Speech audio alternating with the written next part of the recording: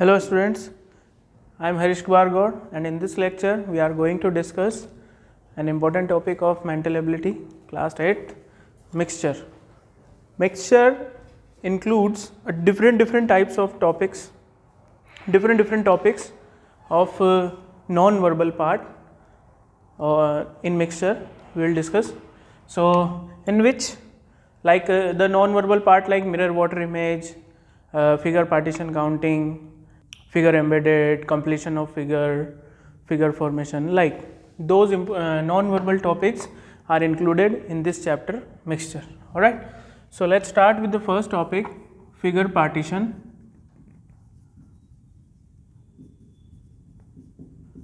and counting.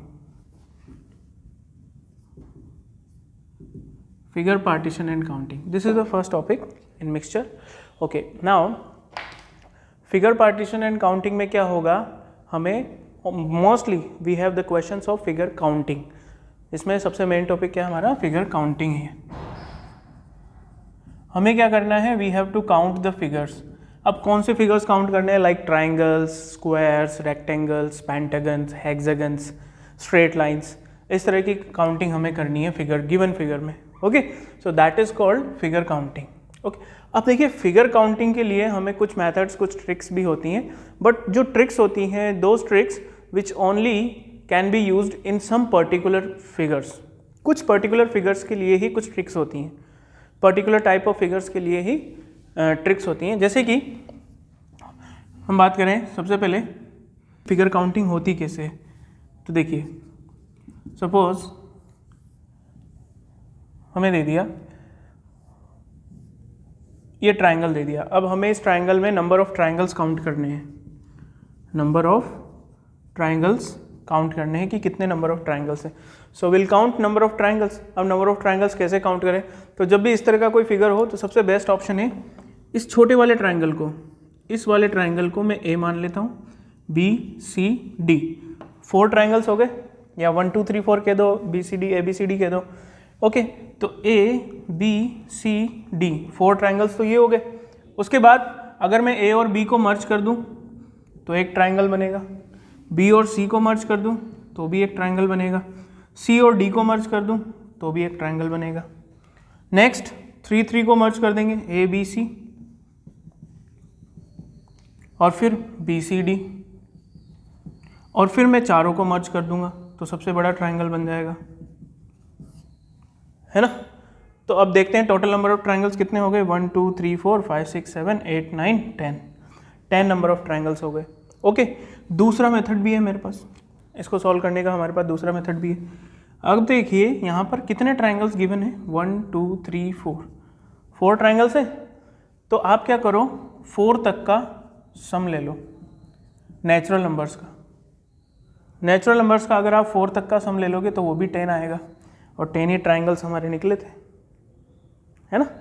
अगर यहाँ पर एक और ट्राइंगल होता है यहाँ पर 5th, तो हम इसमें 5 और ऐड कर देते तो 15 हो जाते ट्राइंगल.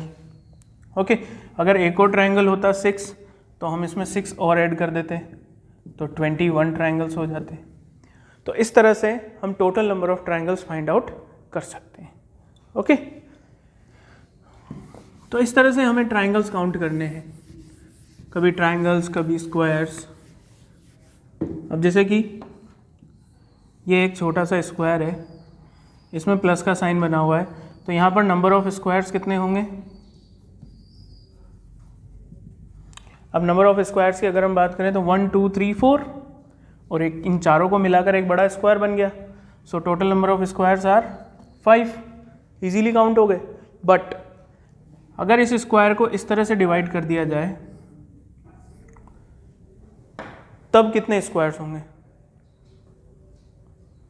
काउंटिंग करने में प्रॉब्लम आएगी, टाइम वेस्ट होगा. तो इस तरह के डायग्राम्स के लिए भी कुछ पर्टिकुलर फॉर्मूला होता है. When a larger square is divided into small squares equally, a larger square is divided into equal number of small squares. Equal number of small squares का मीनिंग क्या होगा कि वर्टिकली और हॉरिजॉन्टली वो equally divided हो. Vertically और horizontally अगर वो इक्वली डिवाइडेड है तो हम total number of squares find out कर सकते हैं। Total number of squares we can find out in this diagram when a larger square is divided into equal number of squares। जब बड़ा स्क्वायर लार्जर स्क्वायर को equal number of squares में divide कर दिया जाएगा तो total number of squares find out किए जा सकते हैं। कैसे? The formula is n plus 1 two n plus 1 divide by 6। ये फॉर्मूला है total number of squares count करने का, where n belongs to number of squares in a row. एक रो में जितने नंबर ऑफ स्क्वायर्स हैं वो n की वैल्यू होगी। नंबर ऑफ स्क्वायर्स लाइक 1 2 3 4 है ना, तो 1 2 3 4 नंबर ऑफ स्क्वायर्स, तो n की वैल्यू हो गई 4। अब हमने 4 यहाँ पर पुट कर दिया, 4 into 4 plus 1, 4 into 2 plus 1 divide by 6। Okay, so here we go, 4 multiply by 5 multiply by 9 divide by 6, तो यहाँ से मिलेगा हमें 30। so there are 30 number of squares। अगर हम इन सभी स्क्वायर्स को काउंट करेंगे ना तो 30 नंबर ऑफ स्क्वायर्स आएंगे। आप देख सकते हो ये एक स्मॉल स्क्वायर है, इस स्मॉल स्क्वायर में प्लस का साइन बना हुआ है तो 5 स्क्वायर यहाँ पर होंगे, सेम 5 यहाँ पर होंगे, सेम 5 यहाँ पर होंगे, सेम 5 यहाँ पर होंगे, तो 20 तो ऐसे ही हो गए ना 20 तो, है ना। अब ये हो गया बड़ा वाला वापस से 21, ठीक है, फिर 3 3 वाले हो जाएंगे, ओके, ऊपर की तरफ और नीचे की तरफ। इस तरह से जब हम इनको काउंट करेंगे ना तो भी 30 आएंगे। So directly we can find the total number of squares by applying this formula. when a larger square is divided into equal number of square। अगर अनइक्वल डिवाइडेशन है, जैसे कि इस तरह से कोई डिवाइडेशन है, तब हम उसमें ये फॉर्मूला अप्लाई नहीं कर सकते। ये फॉर्मूला तभी डिवाइड होगा जब वर्टिकली और हॉरिजॉन्टली इक्वली डिवाइडेड हो। Remember this.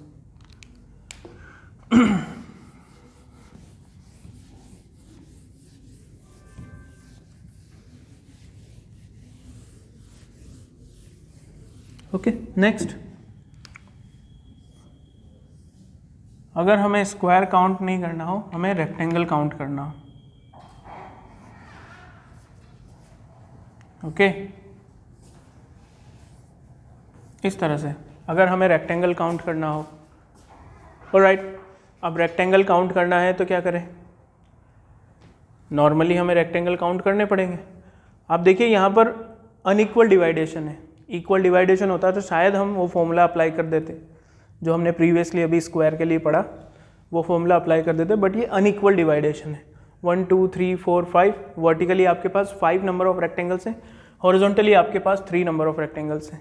ओके, अगर दोनों तरफ 5 5 हो, इक्वल डिवाइडेशन हो, तो हम वो निकाल सकते हैं। भाई स्क्वायर हो चाहे रेक्टेंगल हो, अगर इक्वली डिवाइडेड है तो हम वो फॉर्मूला अप्लाई कर सकते हैं, है ना।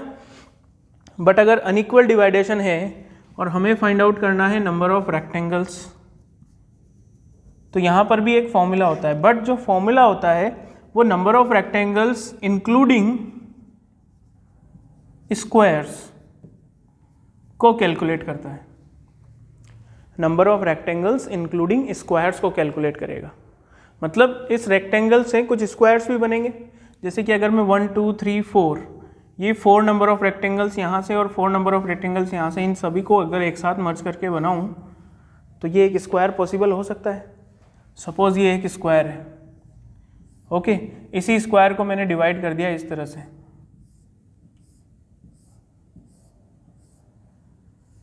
तो ये सारे रेक्टेंगल्स मिलकर एक स्क्वायर बना रहे हैं, है ना। So some rectangles meeting together and making a square. So ये स्क्वायर भी इस फॉर्मूले से काउंट हो जाएगा कंप्लीटली, मतलब रेक्टेंगल भी आ जाएंगे और स्क्वायर्स भी आ जाएंगे। और फॉर्मूला क्या है?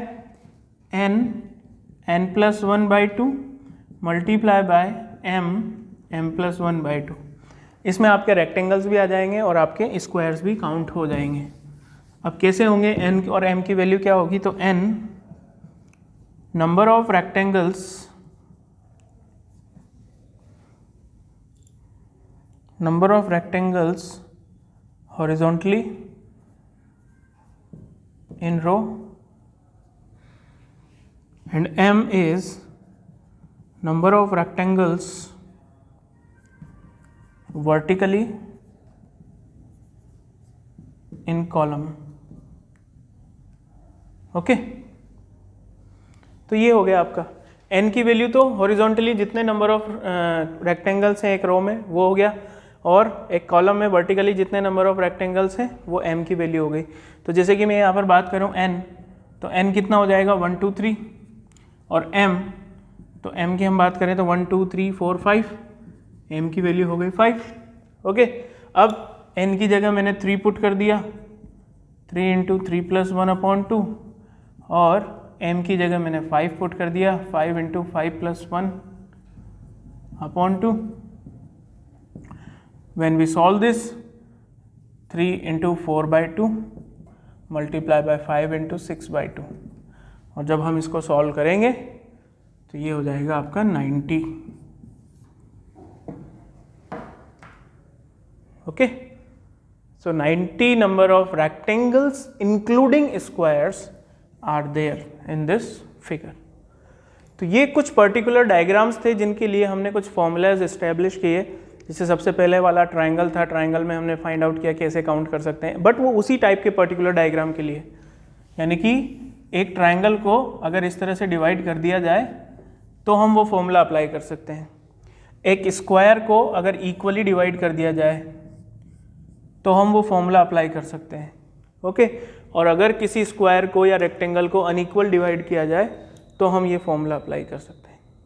So only these type of figures we can apply these formulas. इस type of figures के लिए ही हम ये formula apply कर सकते हैं। Otherwise, if we have different diagrams, then we have to count. We don't have any formulas for them. जैसे कि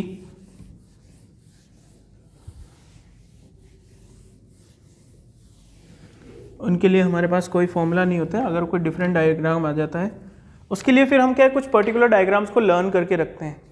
कुछ पर्टिकुलर डायग्राम्स कैसे लर्न करके रखते हैं, जैसे कि सपोज एक स्क्वायर के अंदर प्लस का साइन बना हुआ है, तो यहाँ पर नंबर ऑफ स्क्वायर्स कितने होंगे, नंबर ऑफ स्क्वायर्स होंगे 5। अगर किसी स्क्वायर के अंदर दोनों डायगोनल्स को ज्वाइन कर रखा है तो नंबर ऑफ ट्रायंगल्स कितने होंगे, यहाँ पर नंबर ऑफ ट्रायंगल्स होंगे 8। तो इस तरह के कुछ पर्टिकुलर डायग्राम्स हम फिक्स करके रखते हैं माइंड में कि हाँ अगर ऐसा कोई डायग्राम दिख गया तो वहाँ पर नंबर ऑफ ट्रायंगल्स 8 होंगे। हाँ अगर यहाँ पर नंबर ऑफ ऐसा कोई डायग्राम दिख गया तो नंबर ऑफ स्क्वायर्स 5 होंगे। तो उससे क्या है हम जल्दी काउंट कर सकते हैं, we can count fastly.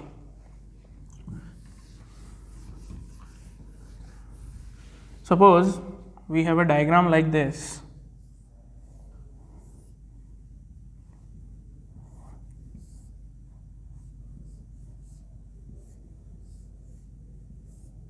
This is, and we have to count number of squares, and our options 13, 14, 16, 15। तो अब हमें पता है कि एक स्क्वायर के अंदर प्लस का साइन बना हो तो 5 नंबर ऑफ स्क्वायर्स होते हैं। तो हमने देखा कि ये एक स्क्वायर है, इसके अंदर प्लस का साइन बना हुआ है तो 5 इसके हो गए। सेम दूसरा स्क्वायर है, उसके अंदर भी प्लस का साइन बना हुआ है तो 5 इसके हो गए। सेम ये बड़ा वाला स्क्वायर है, इसमें भी प्लस बना हुआ है सो 5 इसके हो गए। So we have 5 5 5, that means 15 number of squares there. Next,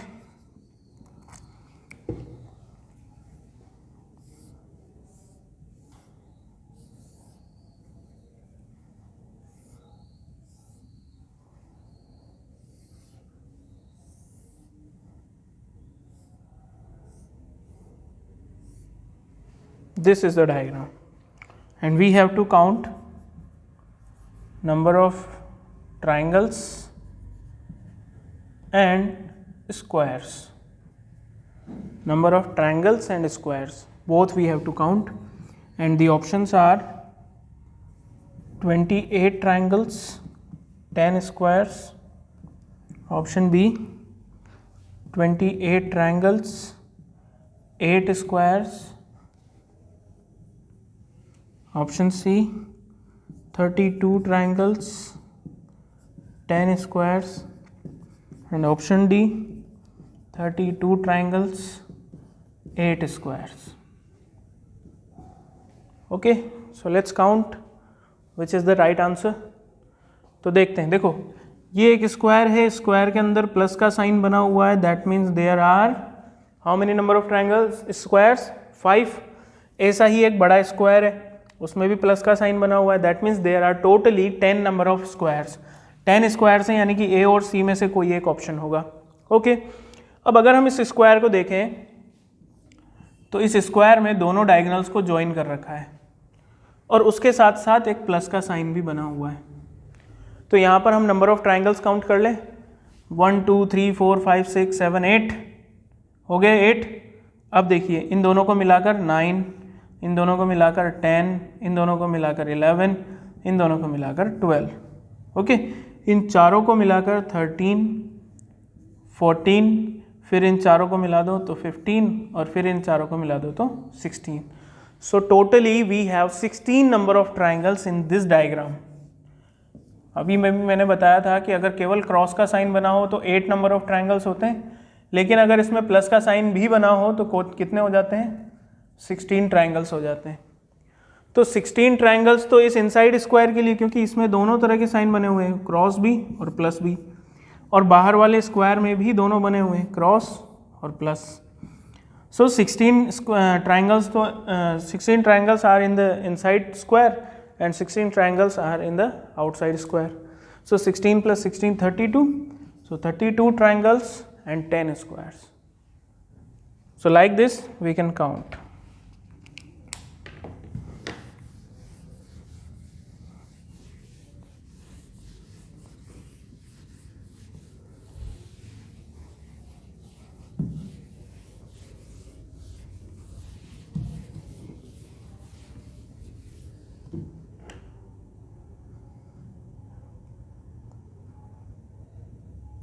Okay, next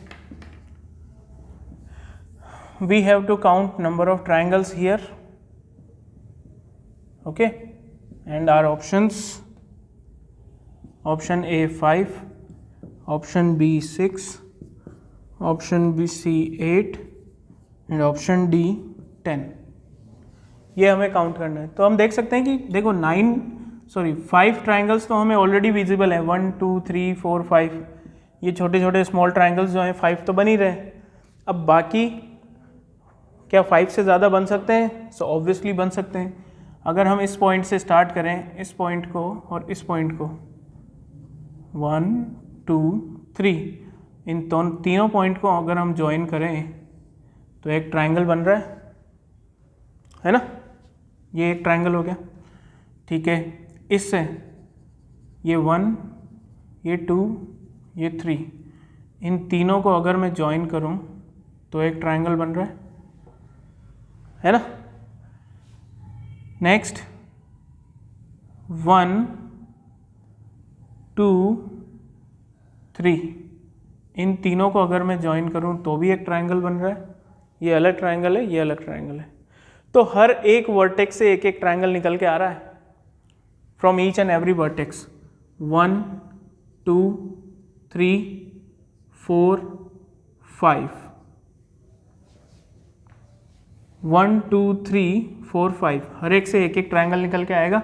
तो 5 तो हर एक वर्टेक्स से बन रहे हैं और 5 आउटसाइड में स्मॉल स्मॉल ट्राइंगल्स दे रखे हैं. सो 5 plus 5 are 10 number of triangles here we have. Okay, so this is how we have to count. हर एक डायग्राम में हमें डिफरेंटली काउंट करना पड़ेगा. Only we have some particular formulas for some particular diagrams. So this is how we have to solve the questions of paper cutting and folding. Thank you.